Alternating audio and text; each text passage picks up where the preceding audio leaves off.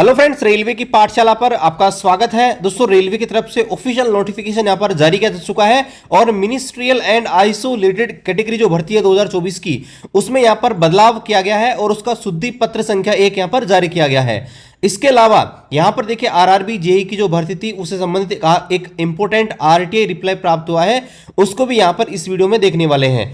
तो चलिए शुरू करते हैं आज के इस वीडियो को। उससे पहले आपसे निवेदन है, रेलवे भर्ती के लेटेस्ट एंड ऑथेंटिक अपडेट पाने के लिए रेलवे की पाठशाला को अभी सब्सक्राइब।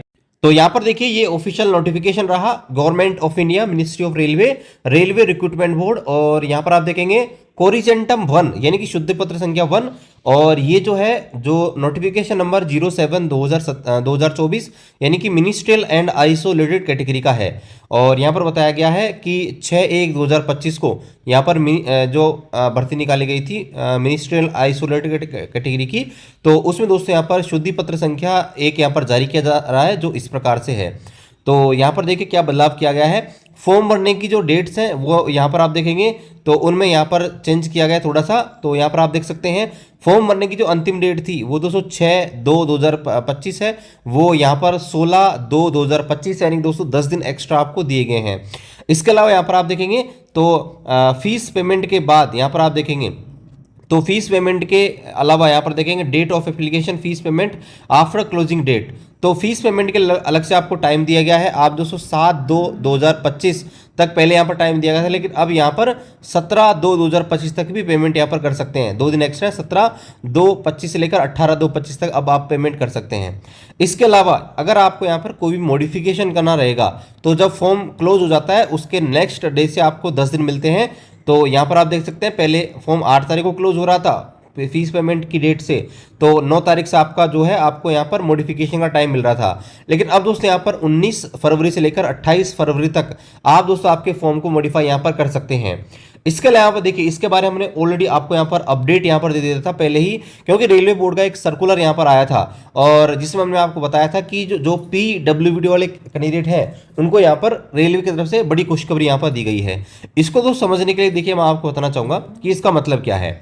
देखिए जो PWD होते हैं ना, दिव्यांग कैंडिडेट, उनकी अलग अलग कैटेगरी होती है। जैसे VI होती है, LD होती है, अलग अलग होती है, कोई हाथ से कोई पैर से। तो जैसे ये विजुअल वाली है, ये लेग वाली है, ये आपके हीर वाली है ना, मल्टीपल डिसेबिलिटी, ऐसे अलग अलग टाइप की होती है।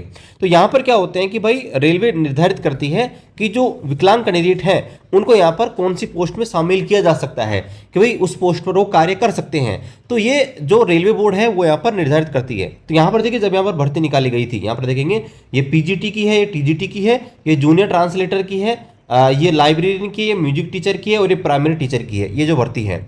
तो जब शुरुआत में भर्ती निकाली तो यहाँ पर देखिए VI कैटेगरी के अंदर अगर आप देखें तो यहाँ पर देखिए ये पहले का है और इसको मैं राइट साइड में दिखाता हूँ। ये लेफ्ट साइड में जो पहले का है, राइट साइड में अब का है।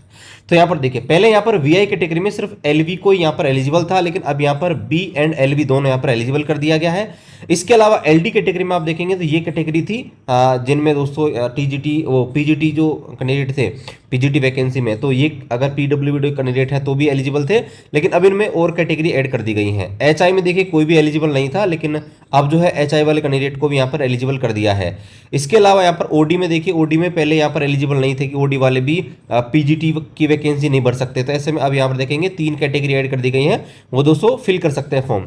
इसी प्रकार से ये जो भर्ती हैं PGT की, उनमें यहाँ पर ये कैटेगरी हैं जो कैंडिडेट यहाँ पर जो है फॉर्म फिल कर सकते हैं। ठीक है, यहाँ पर ये पहले ये था, अब इसको ये कर दिया गया है।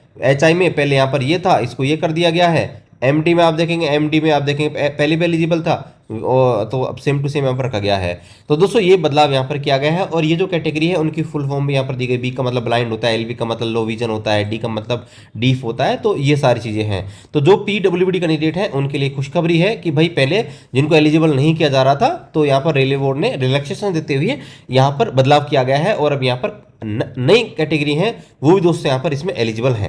अब यहाँ पर हम RRB जेई जो है इसका एक RTI रिप्लाई है उसको भी देख लें। तो यहाँ पर देखिए दोस्तों ये रहा वो RTI रिप्लाई और यहाँ पर देख सकते हैं ये जो अपडेट है वो आप देख सकते हैं ये अभी आया है और ये RRB जेई से संबंधित है। तो यहाँ पर हम देखते हैं पहले, तो यहाँ पर देखिए टोटल जो फॉर्म है पूछा गया था, तो यहाँ पर बताया कि टोटल फॉर्म है आप देखेंगे 11,01,266 यहाँ पर प्राप्त हुए हैं और जिसमें देखिए टोटल जो कैंडिडेट हैं वो अपीयर हुए हैं। तो 68,000 वो 11 लाख में से 6,82,623 कैंडिडेट यहाँ पर एग्जाम में पहुंचे थे। यानी कि आप देखेंगे लगभग आप देखेंगे तो 60% से ऊपर यहाँ पर जो है कैंडिडेट यहाँ पर अपीयर हुए हैं। और दोस्तों ये आरआरबी जो भुवनेश्वर है उसकी यहाँ पर बात हो रही है।